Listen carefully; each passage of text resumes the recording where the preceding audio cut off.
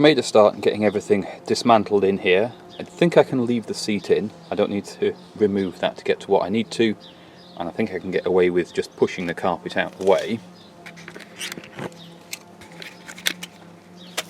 To get the inner sill carpet out, you have to unscrew a trim along here, and then we can get to the problem area. Now I think this repair section here, I think I did this, when would it be? Quite a long time ago now, in fact. I'm not sure exactly when I did it, but it's a number of years, and that patch seems to be perfectly fine, but you can see how the floor's pushed up, and that's because at this end something has failed along here. Now my repair ended here, presumably because the metal was still fine. The problem is in here somewhere. This is factory sealant here, and yeah, I'm going to have to dig this out with a screwdriver or something and find out what's going on, but I think what's probably happened is the jacking point that's underneath this repair is still attached to the floor perfectly fine, but I think the bit where it attaches to the inner sill maybe has gone behind this sealant, and that's why I've not seen it, because it is completely invisible. Now, I do have a leaking windscreen steel still, and that's why it's wet in here, and that's why it looks a little bit rusty, but that's just surface rust. We're not worrying about that. And underneath there, that's where I did the floor repair recently. Bit tricky to film in here because, well, it's a footwell, it's always difficult. So I'll probably do that thing where I bring you back as I make progress, and we'll stitch it together after we're done.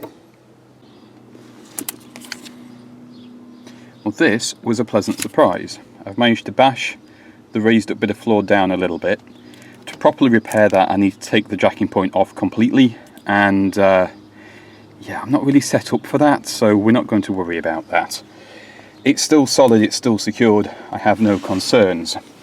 You have a strengthening plate here on the inner sill, and that's still good. That still joins onto this patch and the jacking point, and we're fine. What's gone is just this seam here, and it's not very much. That's the worst bit, so I'll need a patch in there, but it doesn't creep up onto the inner sill particularly much. It's quite a small thing, and it's very hard to see if you can't get fully under the car, which I can't. Now, I will be doing the whole sill on this car at some point, so for now I'm going to patch this, and that will put the strength back in. But what's happened is when the car's been jacked up, because there's no strength here, this is the piece that moved and pushed the floor up as the car was jacked. So that's what's caused that damage. I don't know what caused the damage to the jacking point originally. It's always been rough. Now there is, further down, a very similar repair here, presumably for the same issue. I don't remember doing this one, so I think this was done when I got the car. And it's the line of fire from the tyre, so when you're driving, this is where all the rubbish gets thrown up against the car. And because of the amount of sealer on the inside, completely invisible. And of course the underseal on the outside. But moisture obviously got trapped and rotted that out. Shouldn't be too bad to clean up. It goes back to good solid metal very quickly, so I don't think this has been a problem very long. And hopefully it'll be a reasonable repair. The other thing I noticed is this little patch here. Again, doesn't look too serious. I have hit that with some rust treater and stuff just to stop it, because it's just been raining all the time. So I'll pop this trim off. Hopefully I can do that without taking the door off, because I don't really want to take the door off today, but we shall see. I think this will be a clean up and a patch over job. I can't get in to clean this up properly without taking the door off, and I don't really have time to take the door off today, so shh, it's fine, it's okay. Nobody needs to know. Done some more cleaning up, and there is a bit of inner sill missing here, so I'm going to have to patch that in. But like I say, I've got the outer sill to do on this side, which it has had before, and if the other side's anything to go by, when I pull the outer sill off this car, there's going to be some bodge that's hidden, because there was on the other side. Anyway, what I need to do here is patch this hole and patch this tiny bit of floor here that's gone, and I know what's caused this now. When the outer sill was put on, as I discovered with the last repair, they left the bottom of the original sill and welded over the top, so they didn't actually get rid of the problem. And what's then happened is it split and let water in, which has then crept up inside, behind the sealer, and rotted everything out of sight. And that's why I'm now having to fix this here. The other thing I noticed, which I've just cleaned back here, tiny little hole next to my repair, that's sort of where the floor had buckled, so I'm guessing there was a bit of a weak spot there. Might be able to get that one with just weld, might have to put a little tiny patch in. I'm going to clean a bit more back and see which direction I go. Oh, and the drain plug just needs putting back in there. This is all very fiddly, but it's also not as bad as I was fearing it might be. So it's all very doable. And when I do the outer sill, I'll come back and fix this bit properly, or as properly as I can. I am going to commit more crimes. I'm going to overpatch this because it's just going to be easier, and I can seam seal everything afterwards, and that will be fine. And that was a very lucky escape. Nearly got me. I think we're as cleaned up as can be reasonably expected. The drain hole there has a little tiny bit on one edge that could do with some attention. All the other bits of surface rust you see here is just that. There's nothing underneath it that I can see. I've poked a few of them, as you can see over here, and it's just going straight back to solid bare steel, so I'm not worried. This section here, I think the reason it's gone is it's split right where the jacking point had pushed up, so I just went back until the metal stopped being thin, and I'd rather do that than have just a little tiny patch. And this here is the chassis leg and the jacking point, which still look perfectly fine, so I don't mind that so much. This is going to be a fiddle, but we're on to patch making time now, and hopefully it will go together okay. I wasn't expecting this extra hole, that's a bit annoying. But it's just as well I didn't take the door off, because then I wouldn't have had time to fix that. Right, we're finally at this stage. Yes, I need a welding trolley. Since the house move, everything's just more difficult. So this is how it is. Door striker is usually a pretty good earth point. I'm not sure why, it just is. I've got my patch in there. I had a bit of a poke here, there's some small holes, but I think I can weld those. Everything around them seems alright, they just seem really localised. We'll see, if I burn big holes I'll cut some patches. And I've got my patch just knocked in here. Yeah, this is MOT standard, let's put it that way, because I can't do this properly. I just can't. I just have to do it the best I can. So that's what we're doing. Before I stick that in, I just need to get some weld through primer on there. This has galvanising on one side, which I've put to the outside of the car. This side for some reason has no galvanising, so I've cleaned it off. Thinking there being, if the galvanised side is outside, it's going to take longer to rust out, maybe? Hope so. And this piece should tie the inner sill and the floor together, bridge that gap, all the rest of it that I need it to do. I hope. The other thing that's a problem in here, I don't have a welding blanket, so I'm going to have to be very careful as I weld, because we've got all the soft furnishings and I don't want to take the seat out, because if I do that, I'm just setting myself up for failure with things not going back in and stuff. So have to keep the car mobile. Remember, this is my daily driver, this is my only car, so this is how you have to do things sometimes. Grinder and paint will make me the welder I ain't. It's all in, it's as done as it needs to be. I will take the flat disc and just knock the highest points off. Quite ugly welding. I'm going to blame the wind for blowing away my gas shield, and the fact I'm working in a footwell, which is always miserable. This actually went better than I was expecting it to go, and I know on the passenger floor there's another tiny little hole, a bit like these ones here. So I want to investigate that while I've got everything out, and just see if I can quickly do that as well, and then I know the floors in the front at least are sorted, and this should stabilise my jacking point. Hopefully that's not going to give me a headache now. I'm not going to deal with this because I fixed it, but also to do it properly I need to get the door off. But as I was investigating little rust blebs, you know, there's filler, because when they did this sill, why wouldn't there be? Yeah, doing this sill's a big job, and ideally when you do it you want to pull both doors off.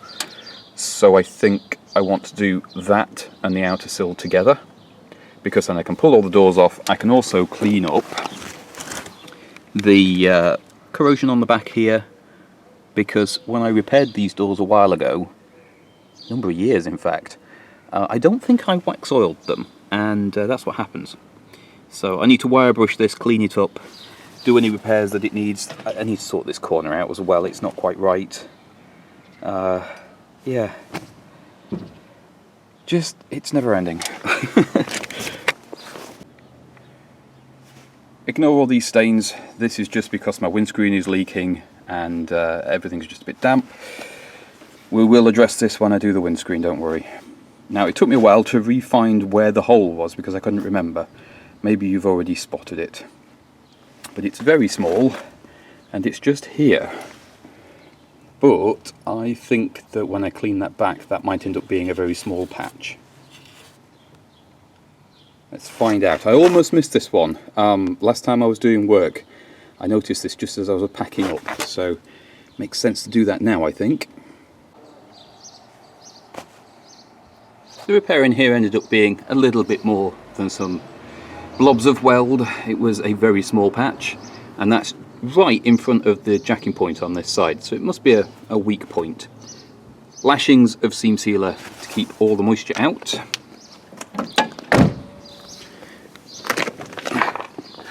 And currently have the car up on axle stands, and we've got lashings of seam sealer this side too. Same treatment on this side, which is where we started today, but I have a new problem. The floor is now nice and solid, so I can jack the car up, but I noticed as I was jacking up I was getting horrible crunching noises, and that's because the jacking point here, where it was crushed before I got the car, has actually gone very thin here and has rotted out. So the jacking bar itself needs replacing, and I haven't got the materials to do that. I think I might have to farm that one out, which is slightly irritating. Obviously, unlike things like Minis and Land Rovers, you can't just buy these, and I don't have a spare one cut off another car, which is a shame. But what is good is the hole in the floor is welded up and this corner is secure again, even if this jacking point's a little bit tender. You can jack over there, or you can jack under the butterfly mount there, so there are other points you can safely jack the car up. It just makes it harder to put an axle stand somewhere, because obviously you can't really use this jacking point unless it's an emergency. I can address some of it though when this outer sill comes off. This has been replaced before I got the car. I've done a repair on it recently just to see me through, but really to do this I need to take both doors off, and I can't really do that while I'm at home.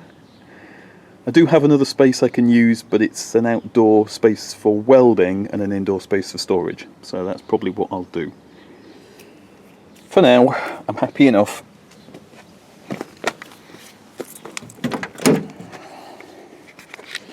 It's not a perfect job, but it's, you know, it's not got a hole in it anymore. That's the important thing. Everything's all sealed up, and when all this seam sealer has dried, I can get some top coats on and keep as much of the moisture out as I can. At the time of recording, I've been in touch with Pilkingtons about a new windscreen, so I'm waiting on a reply from them, and that will hopefully help with the water ingress problem that this car's always had and has contributed to these issues on the floor. We're all finished. Just got some paint, and the paint I was using, the can exploded. Well, I say exploded. Something went wrong with the nozzle, and yeah. Quite an old can though, so that's probably why. But that's done. At some point when the windscreen's been done, I'll clean this up properly and we'll give it a nicer coat of paint than it's got.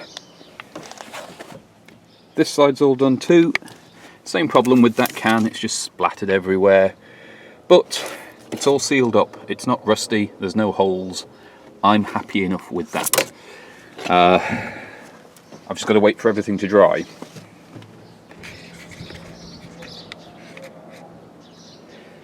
Underneath the car, everything's been under-sealed. Anywhere I could see any that needed doing got hit. Didn't go too crazy on this outer sill because obviously I'm replacing it soon. But you can see here just how much the floor is still kind of pushed up. I can't really do much about that at the moment. I've got to sort this out. There are some options on how to fix it. Access is pretty awful when you're doing it on the driveway though, and I'm struggling to get the car high enough. My jack doesn't lift very high. But that's by the by. Everything is done under here and clean and as tidy as one can really expect from a car of this age and type.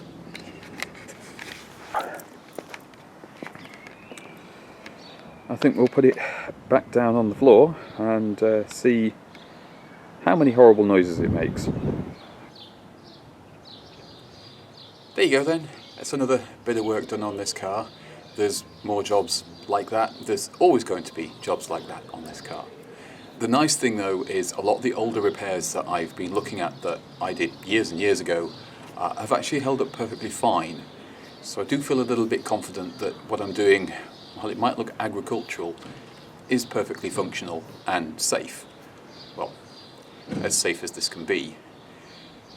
I've got more coming, so your best thing to do is, if you want to keep track of the projects, this one and other things that I do, is obviously subscribing and liking and commenting and all that kind of thing. And of course, look in the description below every video. There's always links to other ways you can support the channel and help me out and keep things going.